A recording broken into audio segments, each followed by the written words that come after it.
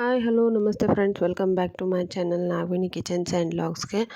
ಬೆಳಗ್ಗೆ ಎದ್ದು ಎಲ್ಲ ಬಾಗಿಲು ಪೂಜೆ ಅದೆಲ್ಲ ಮಾಡಿ, ಅಂದರೆ ನಿನ್ನೆ ದಿವಸನೇ ಊರಿಂದ ಬಂದಿದ್ದೆ. ಹಾಗಾಗಿ ಎಲ್ಲ ಪೂಜೆ ಎಲ್ಲ ಮಾಡಿ ಇವತ್ತಿನ ದಿವಸ ಜೋಕುಮಾರ ಬರೋದಿತ್ತು. ಹಾಗಾಗಿ ಜೋಕುಮಾರ ಅಂದ್ರೇನು, ಯಾವ ರೀತಿ ಇರುತ್ತೆ ಅಂಥೇಳಿ ನಾನು ವಿಡಿಯೋದಲ್ಲಿ ಕಂಪ್ಲೀಟಾಗಿ ತೋರಿಸ್ತೀನಿ.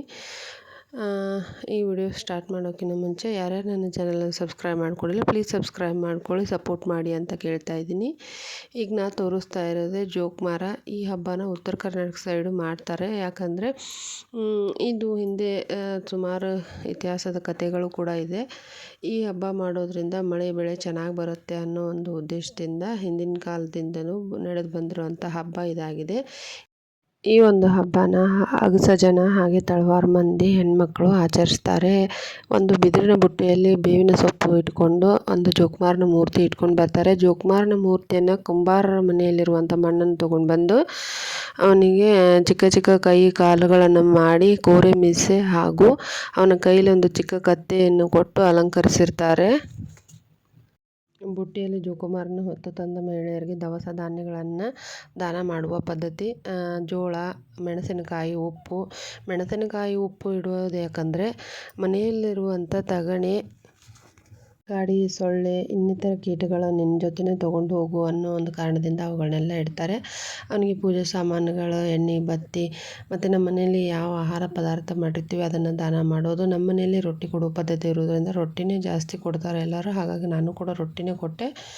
ಇಷ್ಟೆಲ್ಲ ತೊಗೊಂಡೋಗಿ ಅವ್ರಿಗೆ ಕೊಡಬೇಕು. ನಮಗೆ ಇಚ್ಛೆ ಎಷ್ಟಿರುತ್ತೋ ಅಷ್ಟು ದಕ್ಷಿಣೆ ಇಟ್ಟು ಅವ್ರಿಗೆ ಕೊಡಬೇಕಾಗತ್ತೆ. ಅವರು ತಿರ್ಗಾ ಕೂಡ ನಮಗೆ ಪ್ರಸಾದನ ಕೊಡ್ತಾರೆ. ನುಚ್ಚು ಅಂತ ಹೇಳ್ತೀವಿ. ನುಚ್ಚು ಅಂದರೆ ಜೋಳದನ್ನು ಕುದಿಸಿ ಅನ್ನದ ಥರ ನುಚ್ಚು ಮಾಡ್ಕೊಂಡು ಬಂದಿರ್ತಾರೆ. ಕಪ್ಪು ಕೂಡ ಕೊಡ್ತಾರೆ. ಕಪ್ಪು ಬೇವಿನ ಸೊಪ್ಪಿಗೆ ಹಚ್ಚಿ ಕೊಡ್ತಾರೆ. ಮಕ್ಕಳಿಗೆ ದೃಷ್ಟಿ ಆಗಬಾರ್ದು ಅನ್ನೋ ಒಂದು ಕಾರಣದಿಂದ ಅದನ್ನು ಹಚ್ಬೋದು. ಅವರು ಏನು ಪ್ರಸಾದ ಕೊಟ್ಟಿರ್ತಾರೆ ಅಂದರೆ ಜೋಳದ ನುಚ್ಚನ್ನು ಕೊಟ್ಟಿರ್ತಾರಲ್ಲ ಅದನ್ನು ತೊಗೊಂಡು ಬಂದು ನಮ್ಮ ಹೊಲಗಳಲ್ಲಿ ಹುಗಿಯೋದು, ಅಂದರೆ ಮುಚ್ಚಿಡುವುದು. ಅದರಿಂದ ಮಳೆ ಬೆಳೆ ಹಾಗೆ ಸಮೃದ್ಧಿ ಬೆಳೆಯನ್ನು ಕೊಡ್ತಾನೆ ದೇವರು ಅನ್ನೋ ಒಂದು ಉದ್ದೇಶ ಹಾಗೂ ನಂಬಿಕೆಯೂ ಕೂಡ. ಅದನ್ನು ತೊಗೊಂಬಂದು ಮಾರನೇ ದಿವಸ ನಮ್ಮ ಹೊಲದಲ್ಲಿ ಮುಚ್ಚಿಡೋದು ಪದ್ಧತಿ ಕೂಡ ಈ ಹಬ್ಬದಲ್ಲಿದೆ.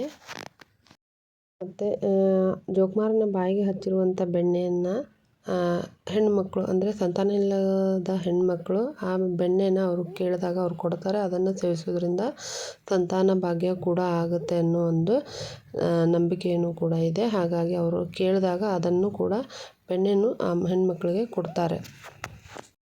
ಈ ರೀತಿಯಾಗಿ ಜೋಕುಮಾರನ ಹೊತ್ತ ಹೆಣ್ಮಕ್ಳು ಮನೆ ಮನೆಗೆ ಹೋಗಿ ಅವನ ಹಾಡುಗಳನ್ನ ಹೇಳ್ತಾ ಪೂಜೆಯನ್ನು ಸಲ್ಲಿಸಿ ದವಸ ಧಾನ್ಯಗಳನ್ನು ತೆಗೆದುಕೊಂಡು ಹೋಗ್ತಾರೆ.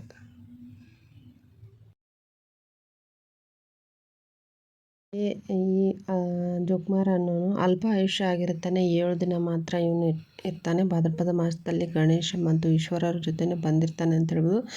ಇವನು ಸ್ವಲ್ಪ ತುಂಟಾಟ, ಒಂದು ಹೆಣ್ಮಕ್ಳಿಗೆ ಚುಡಾಯಿಸೋದೆಲ್ಲ ಮಾಡ್ತಾ ಇರ್ತಾನೆ. ಹಾಗಾಗಿ ಇವರು ಎಲ್ಲ ದವಸ ಧಾನ್ಯ ಎಲ್ಲ ತೊಗೊಂಡು ಹೋದಾದ್ಮೇಲೆ ಮಾರನೇ ದಿವಸ ಕೇರಿ ಹೊರಗಡೆ, ಕೇರಿ ಜನ ಹೆಣ್ಮಕ್ಳೆಲ್ಲ ಇವನ ಸುತ್ತಲೂ ಮುಳ್ಳಿನ ಕಂಟೆ ಅದೆಲ್ಲ ಹಾಕಿ ಅದನ್ನು ಸುತ್ತಲೂ ಅವನ ಕೀಟಲೆ ಹಾಡುಗಳನ್ನು ಹಾಡ್ತಾ ಸುತ್ತು ಹಾಕ್ತಾ ಇರುವಾಗ ಮುಳ್ಳಿಗೆ ಅವರ ಸೆರಗು ಸಿಕ್ಕಾಕೊಳ್ಳುತ್ತೆ. ಆಗ ಅಲ್ಲಿರುವಂಥ ಏನು ಗಂಡು ಮಕ್ಕಳು ಇರ್ತಾರೆ ಅವರು ಬಂದು ನಮ್ಮ ಹೆಂಡತಿಯರಿಗೆ, ನಮ್ಮ ಹೆಣ್ಣು ಮಕ್ಕಳಿಗೆ ಚುಡಾಯಿಸಿದ ಕಾರಣದಿಂದಾಗಿ ಅಂಥೇಳಿ ಅವನ ತಲೆಗೆ ಒನಕೆ ತೊಗೊಂಡು ಹೊಡಿತಾರೆ. ಹಾಗೆ ಅವನ ತಲೆ ಬೋರ್ಲು ಬಿದ್ದ, ಅಂದರೆ ಸೀದಾ ಬಿದ್ದರೆ ಮಳೆ ಚೆನ್ನಾಗಾಗುತ್ತೆ, ನೆಲಕ್ಕೆ ಅವನ ಮುಖ ಹತ್ತಿದರೆ ಮಳೆ ಸ್ವಲ್ಪ ಕಡಿಮೆ ಅಂಥೇಳಿ ಅಂದ್ಕೊಂಡು ನಂಬಿಕೆಯನ್ನು ಹಬ್ಬದಲ್ಲಿ ಆಚರಿಸ್ತಾರೆ. ಹಾಗೆ ಅವನ ಅಂದರೆ ಗೋಣ ಅಂದರೆ ಮುಖವನ್ನು ಮೂರ್ತಿಯ ಮುಖವನ್ನು ತೆಗೆದುಕೊಂಡೋಗಿ ಅಗಸರು, ಅಂದರೆ ಅಗಸ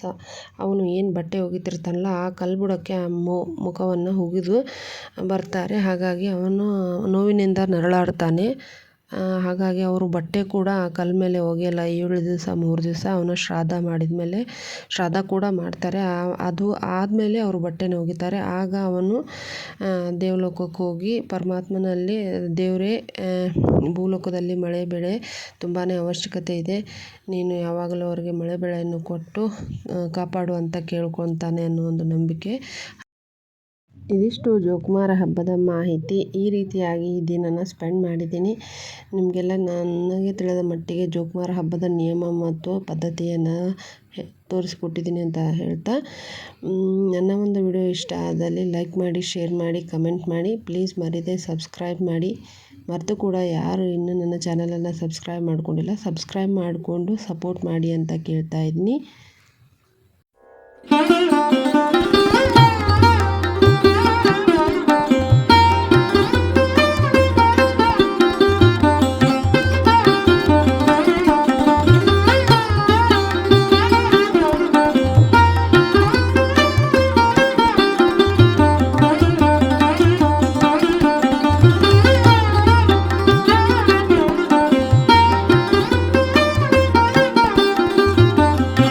ಹಾಗೆ ಇಲ್ಲಿವರೆಗೂ ನನ್ನ ವಿಡಿಯೋನ ಸ್ಕಿಪ್ ಮಾಡದೆ ನೋಡೋದಕ್ಕೆ ತುಂಬ ಧನ್ಯವಾದಗಳು.